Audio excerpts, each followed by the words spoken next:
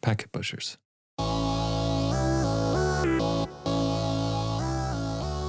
Hey everybody, welcome to 2025 and this week's episode of Packet Protector, the podcast at the intersection of networking and security. I'm Jennifer JJ Vanilla, here with Drew, and today's show was inspired by a listener who wrote in to ask, and I quote, "Thank you, Brian, for this one. Can you do an episode on ACME, certificate issuance, how Let's Encrypt and similar CAAs work, CAA records, and all of the other recent innovations to SSL, or I guess we should be calling it TLS, certificates?" So in this episode, we're talking to Ed. I'll tell you about him in a second, but we're going to be covering things like ACME because I think that's a really cool topic and relevant now with the shrinkage of the certificate issuances and the dates. So we're going to talk about that in a separate show. There's just so much to unpack with certificates. But on today's episodes, we're going to talk about defending TLS, including things like CAA, which is the Certificate Authority Authorization, and CT, which is Certificate Transparency. So we're going to talk about how those two things can be used together to just kind of layer additional security for our TLS certificates.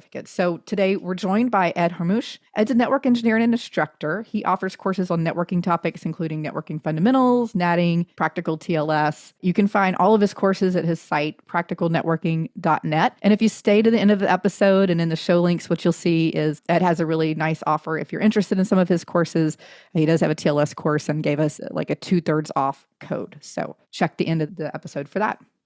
So Ed, in today's show, we have so many things we want to talk about with certificates, but we thought it made sense to focus this on defenses or defending TLS, which I still want to call SSL, but maybe that's a conversation for a different day. But before we get too far into that, can you just talk about like what is TLS? How is it used? How is it relevant in, network and security context? And why do we care about it? Yeah, absolutely. So TLS and SSL, as it's frequently called, as you just mentioned, is the protocol which effectively secures the internet. It governs a bunch of messages and rules and managements and like how to establish keys for two parties to speak securely over the internet. Most commonly, it's used on the web, as in when you're browsing to a secure website, which in 2025, that should be pretty much everyone now. But it's also used more and more in almost any type of communication where you can just kind of throw TLS over the top of it to secure whatever it is you're trying to communicate. So TLS relies on certificates, and certificates tend to have their origin with certificate authorities. Are there issues with certificate authorities that we should be worried about TLS? Yeah, absolutely. Always. So nothing man-made is foolproof, right? And it's been that way also with TLS, right? So certificate authorities are the agencies or the organizations which give out certificates. And in this context, a certificate is sort of like your ID card or your passport. If you think about it, when you're trying to prove who you are, you can't just show up with a piece of paper that says, "Oh, hey, I'm Ed," because no one's going to trust that, right? But when I show you a, say, driver's license from Washington State, since you trust Washington State, you're willing to trust that this driver's license, which is effectively a piece of paper that says I'm Ed Harmoush, that makes more sense. So certificate authorities are like the government agencies, but they are obviously not run entirely by governments that issues these certificates, these ID cards at the internet. And there have been many failures with the CAs over the years. So at the core of it, what happens is a web server wants to acquire a certificate so that it can prove to its users that it really is a particular domain. So for this example, let's just say site.com. So if I own the site, site.com, I want to prove to all my users that I am site.com. And to do that, I need to get a certificate. Well, what's supposed to happen is when I make a request for a certificate to a certificate authority, they're supposed to validate that I truly am site.com. If they don't do that well, or if they shortcut that process, they can give out a certificate to somebody else who can then claim to be site.com. And users wouldn't know any different because ACA has seen a certificate or an ID card for site.com from the wrong user. And that would mean that this website could either redirect traffic to itself and collect data, or even maybe use that certificate infrastructure to decrypt what are supposed to be secure interactions between end users and the site? Yeah, definitely on the first one of intercepting traffic. So if you think, we've all been browsing around the web and we pop up, we see an SSL error or something like that. That error only occurs if some sort of mistake has been caught. So if I can trick a CA into giving me a certificate for somebody else's domain, I can now serve a web page like if I am them, knowing that the people visiting my, we'll call it malicious site, aren't going to see any errors on their web browser. Chrome, Safari, Edge, whatever web browser you're using won't even actually know that it's not the real site.com or whatever that you're talking to. So that's why it is critical for, we'll say, all sites to have a certificate and no one else except the intended sites to have the certificate as well. So Ed, how practical is this type of attack? Is this kind of just conceptual, theoretical that this could happen? Is it actually happening in the real world? How much do we need to be concerned about it? Yeah, I'll tell you one of the funnier examples of this attack happening. So one of the ways that a certificate authority will verify you are who you say you are. So if I purchase the website site.com, and I'm trying to get a certificate for site.com. One way that I can prove to a certificate authority that I truly own site.com is by sending an email from a list of predefined mailboxes at my domain. So things like ssl@site.com or webmaster@site.com. There's a few others on that list. Well, when live.com, which was Microsoft's email product for a while, started offering emails publicly, they forgot to lock down one of those pre-approved mailboxes. And someone was able to register for a live.com email, just like anybody else would, using, I can't remember which one it was in reality, it's something like webmaster@live.com. I was able to use that to acquire a certificate for live.com, even though they were just someone who registered for an email address for live.com. So once it was found, obviously, they shut down that mailbox and locked down probably the rest of them. But this is something that you wouldn't really think of. Like if you're operating an email provider for a particular domain, like do you even know what all email addresses you should lock down that are unavailable for registration for your users, for instance, to prevent someone from, say, getting a certificate on your domain? So one of the mechanisms that has emerged to provide some defenses is the Certificate Authority Authorization, or CAA. Let's dive into this a little bit. What is CAA? And it sounds like we have a sense of the problems it's trying to address. Yeah, absolutely. So there's two major defenses that exist in the context of protecting certificates and the certificate PKI infrastructure, if you will. One of them is CAA, or Certificate Authority Authorization. And then the other one is CT, Certificate Transparency. So let's talk about CAA first. So Certificate Authority Authorization uses DNS to, in a way, limit which certificate authorities can issue certificates for a particular domain. So the world before CAA, there was maybe about 40 to 50 different CAs out there that are kind of pre-approved in most browsers and operating system. And any one of those certificate authorities could issue a certificate for any domain on the internet, the entire internet, if you will, which means if any one of them had a failure of process or a compromise or anything like that, that actually risks the entire web, every site that's ever existed, to have a fraudulent certificate issued in their name. So what CAA does to limit that is it allows you to publish certain DNS records. I assume these are going to be public DNS records, right? That some external party can look up. Okay. Yeah, absolutely. They are public records. You can look at them for any domain using a DNS troubleshooting tool like Dig. So the way CAA works is there's a new DNS record type called a CAA record. So this is just like an A record is a mapping of an IP address, rather a domain name to an IP address. An MX record is a mapping of a domain name to a mail server.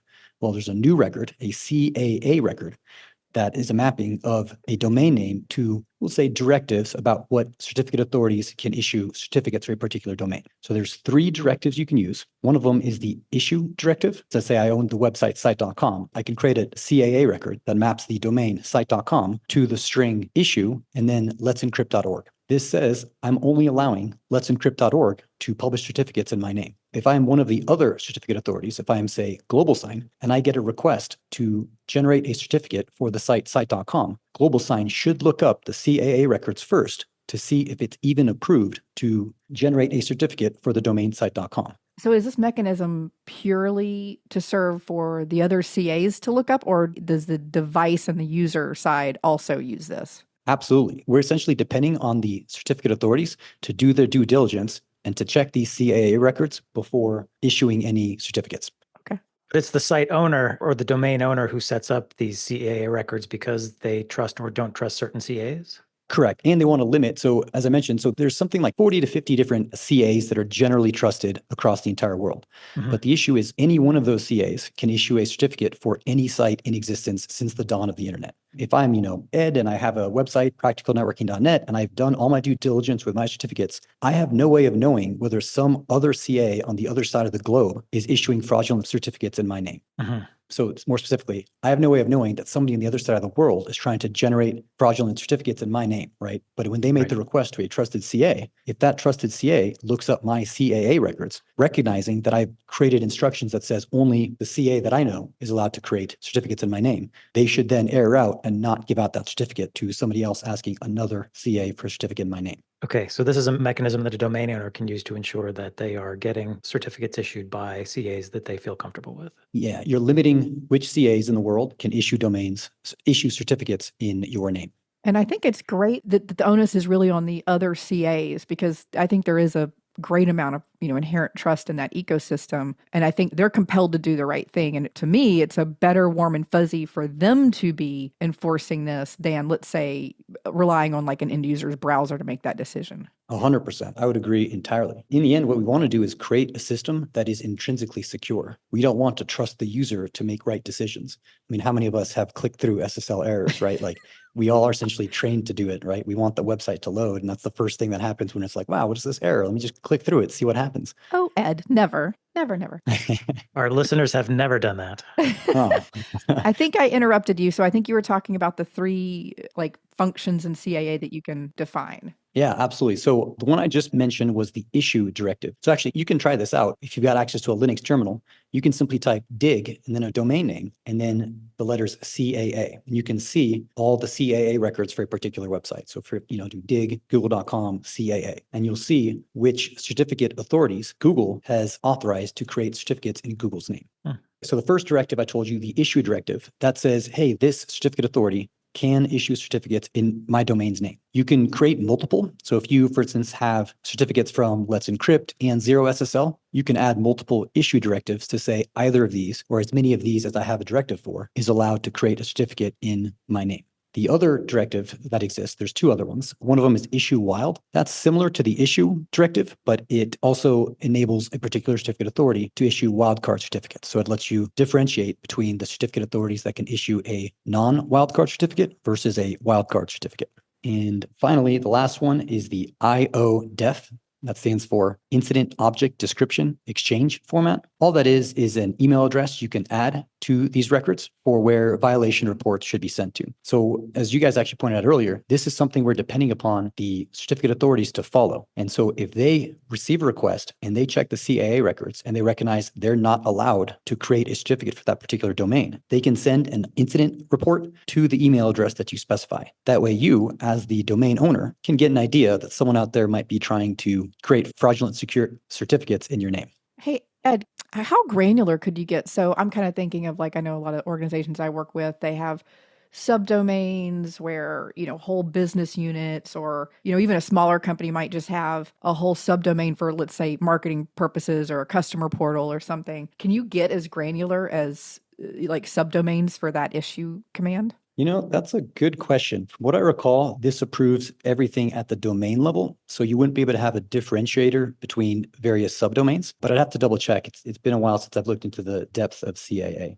Okay. That makes sense. So somebody needs to kind of be the central coordinator in the organization for being able to add and manage and maintain that across all of the different groups. Right. Absolutely. Yeah, so who in the organization tends to have responsibility for managing these CAA records? Is that a security thing? Is that a webmaster thing? It should be whoever has approval to generate certificates in the domain as well. So every organization will set it up differently, but ideally the person that manages these records is also the person who is, say, approved to issue certificates for domain names associated with that particular company. And now it might be a different entity. Maybe the person that manages the certificates for a company is different than the person that manages DNS, but definitely the person that manages the certificates should give the instructions to the DNS person for what CAs we are currently using at the company. Is there a way, instead of, sort of positively saying, I only want these CAs to issue certificates for my domain, can you also say, I do not want specific CAs issuing certificates? Not explicitly, but it is a restrict by default. So if any CAA record exists and a particular CA is not in that list, then that CA is not allowed.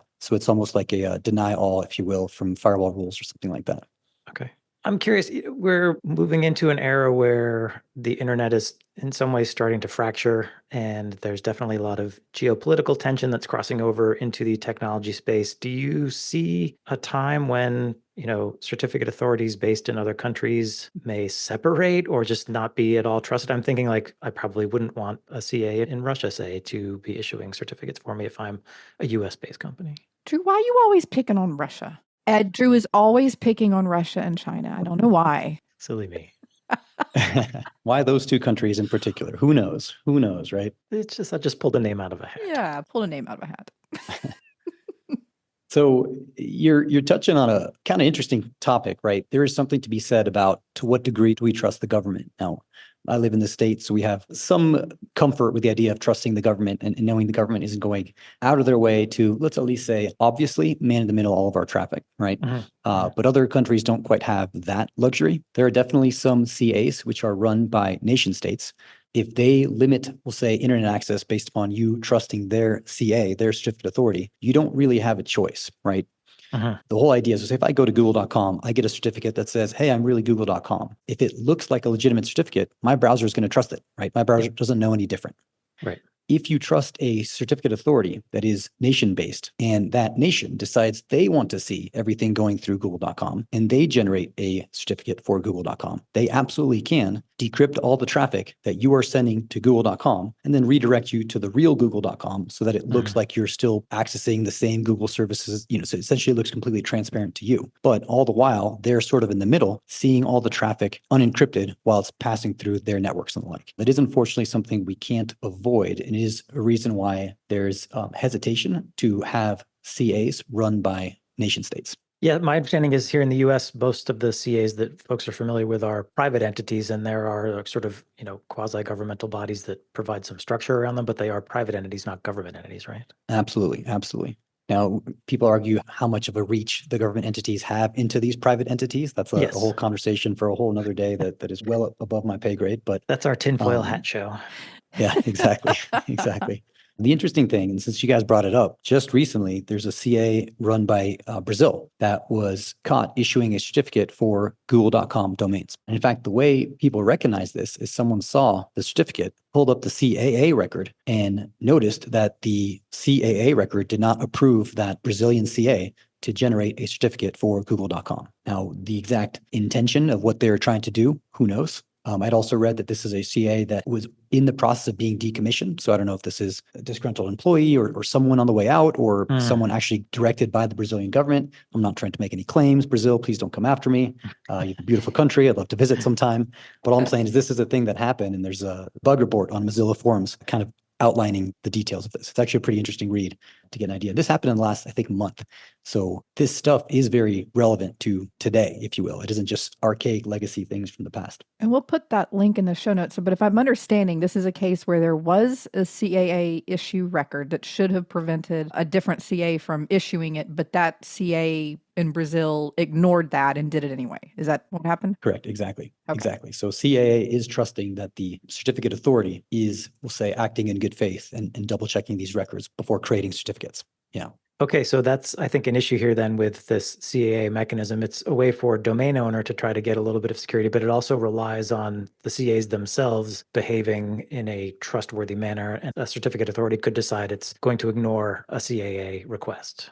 Right, 100%. I'd almost say that's almost a problem with the system itself, with how SSL and TLS work. Right. Again, we've created a system where any CA in the world can create certificates for any website that's ever been sent. So it's like the potential for risk here isn't, if one CA is acting badly, it's not just their certificates that could go wary. It's any certificate in the world that could go bad.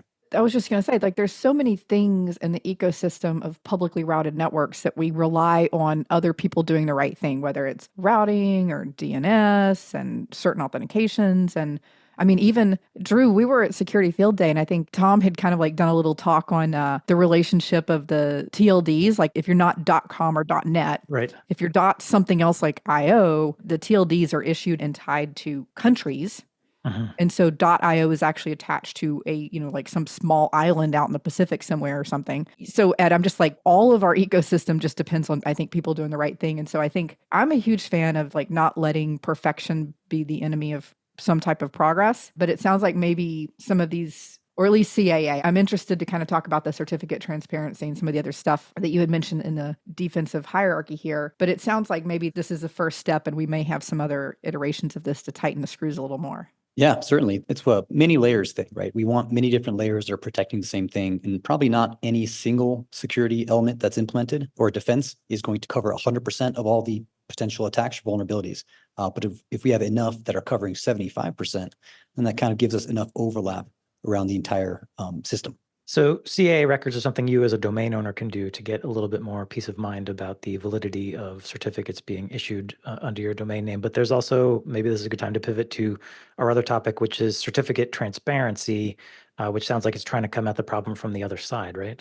Yeah, this one's actually much more significant. And I think this one's going to do, actually, it's already done a lot for the world of bringing transparency to certificates. So let me talk through maybe quickly I don't say flaws, because CAA is pretty cool, but there are some gaps, we'll say. So Okay. one of them is we're depending on the certificate authority to check these records. So if the certificate authority decides it doesn't want to act in good faith, maybe it's a nation state that decides it's okay reading all of its users or all of its population's email or something like that, and the CAA record doesn't do anything. And two, we're depending upon notification of someone asking for a fraudulent certificate. We're depending upon them. A, did you publish the IODEF record with your email address so that you can get a report when someone asks for a certificate in your name?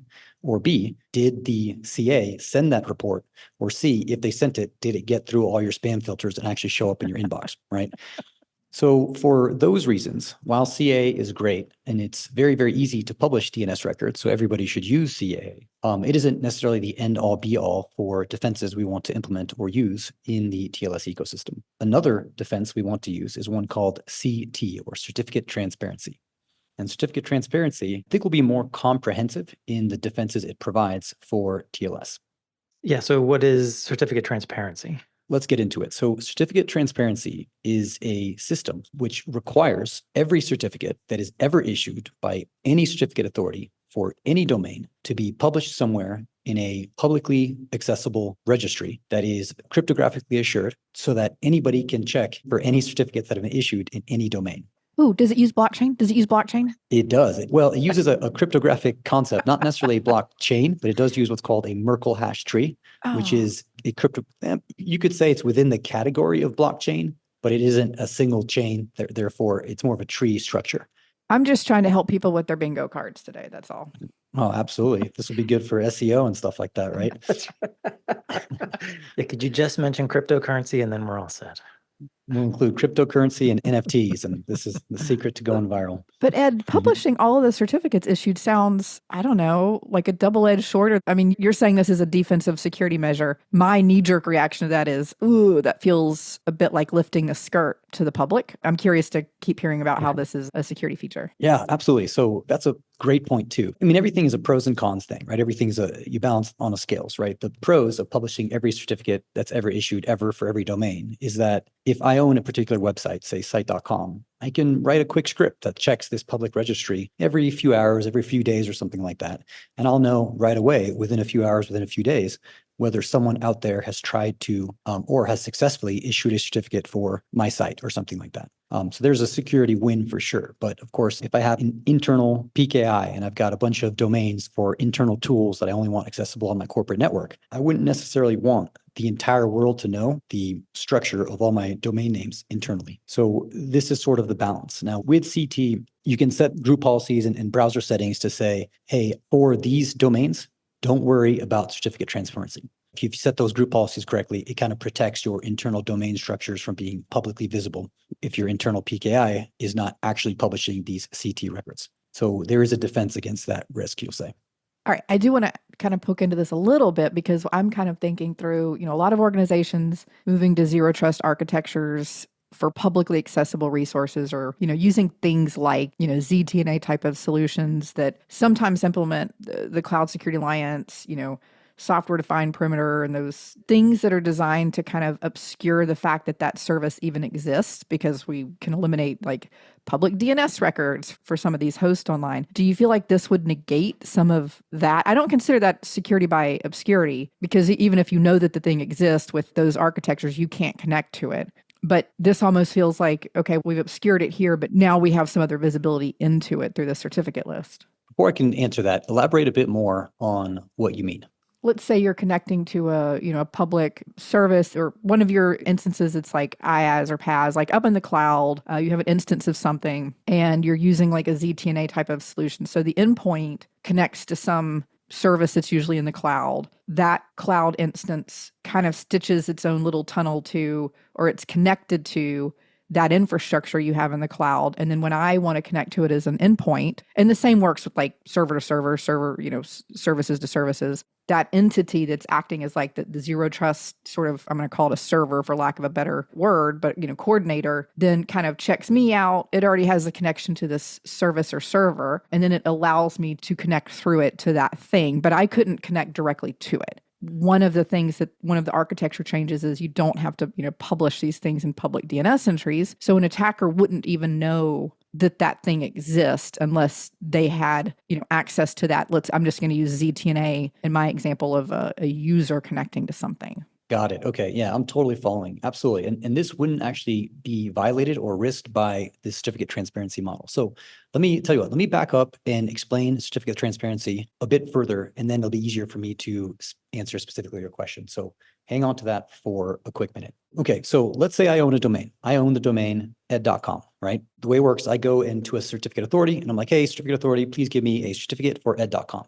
The certificate authority is then going to create the certificate, but then publish it to this public registry, right? And then they're going to give me the certificate. But there's an additional component to that, and it depends how far into the tech we want to get. But the proof that the certificate authority published the certificate to a published registry is known as an SCT, or a signed certificate timestamp. If you look at any public certificate, you'll actually see a portion of the certificate includes these SCTs, these signed certificate transcript. And what those do is they serve as proof that the certificate has been added to a public registry. So since this exists in the certificate, what is happening now is Google Chrome or Safari or Edge or whatever case, or Firefox, they're now looking at a certificate. And one of the many things they're looking at with a certificate, other than say validity dates, did the signature checkout, et cetera, is they're also checking to see that an SCT exists, which serves as proof that the certificate exists in the public registry. Chrome, Firefox, Google, and those browsers have already decided that at this point, they no longer will trust a certificate that doesn't have these SCTs.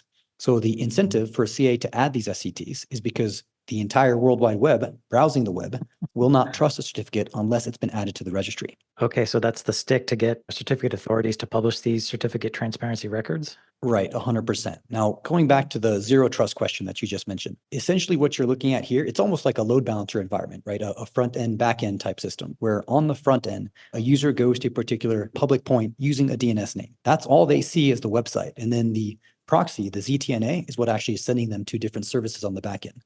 But that's a backend SSL connection that is technically a tunnel between ZTNA and the backend service. And you can simply have ZTNA not check for certificate transparency or SCT records, or SCT will say entries in the certificates for those backend servers. The client, the user, all the way out on the World Wide Web is only seeing the endpoint of the ZTNA, which should be a public domain, which should be protected with a publicly accessible and approved SSL certificate that Firefox and the like would approve. So I think that's how both systems work without getting in the way of each other. So I want to get some clarification then. So this notion of certificate transparency, this is something that the certificate authorities themselves are undertaking. This is a mechanism they're working with. So I, as a domain owner, don't need to worry about certificate transparency other than making sure that my CA is participating. But I can access this public record or public ledger if I want to see if misused or misallocated certificates are being issued without me knowing about it. Absolutely. So Sectigo is a CA that actually publishes the public registry publicly on the web. So anybody can actually go to this website. So it's crt.sh. It's run by Sectigo, which is one of the CAs, and you can do a search for any domain. So obviously this is an audio podcast, but I'll do it real quick just to try and describe what I see. If I go to crt.sh, I essentially have a little search bar, and I can type any domain I want. So say packetpushers.net. And I can look at all the certificates that have been issued for the domain packetpushers.net. Is there one sort of universal record for all the CAs that they're all writing to, or are there multiple kinds that I would have to know about and go look them up if I want to make sure I'm fully checking to make sure there are no misissued certs in my name? CRT is an aggregator, so it's checking all of them. So if all you're using is CRT, then that is enough. But in reality, the certificates themselves are sent to specific log operators, you could say. And usually they're run by the CAs themselves, but one CA can run multiple operators, or not every CA is mandated to also run an operator. But these log operators essentially intake all the certificates that have been specifically submitted to that log operator and then add them to this cryptographic structure known as a Merkle hash tree. And what the Merkle hash tree does, it's a data structure that allows very easy verification that a particular entry has been added to the particular data structure without having to sift through a list of billions and billions and billions of entries of a certificate being added to a tree. It's easy to verify that your certificate does indeed exist in this particular tree. Okay, so let me try to pull this all together. We've talked about two things. One are CAA records, which I, as a domain owner, I can publish to say I only want these certificate authorities to issue certificates in my name. And then certificate transparency is a mechanism whereby CAs publish a public record of certificates they're issuing, and I, as a domain owner, can go and check it to make sure there are no misissued certs. Correct. Absolutely. Okay, so those are the two pieces of the pie. Correct. And the last part, just to add to that CT, because it's a critical part, Yeah. the browsers have all said they'll display an error saying the certificate is not valid if there's not proof that that certificate has been added to the public registry. Well, Ed, this has been a really interesting conversation, and I'm afraid we're out of time, but we got to have you back because there's so much more to talk about. But in the meantime, if folks want to find you online or find out what you're up to, where should they go?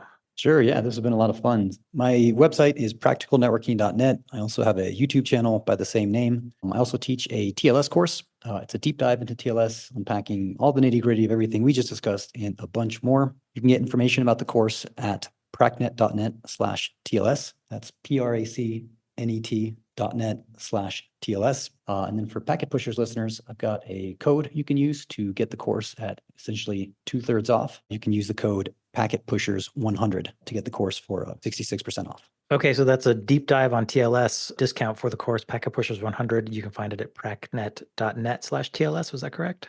Yep, absolutely. Awesome. Yeah, and Ed Harmoush is also all over YouTube if you want to go check him out and see what else he's up to. But Ed, thank you so much for being here. We really appreciate it, and we're definitely going to have you back. Absolutely. It was a pleasure. Thank you guys so much for having me. And thanks to you, the listener, for joining us for another episode of Packet Protector. If you have a topic you want us to cover, because this was inspired by a listener inquiry, and we've got other stuff from that listener that we're going to get to, but you can always reach out at packetpushers.net/FU. The FU's for follow-up, where you can have show suggestions or issue corrections, comments, whatever you want. You can also find us on packetpushers.net/community. It's a Slack channel where JJ and I and other IT security pros hang out. As always, make sure to eat those security vegetables.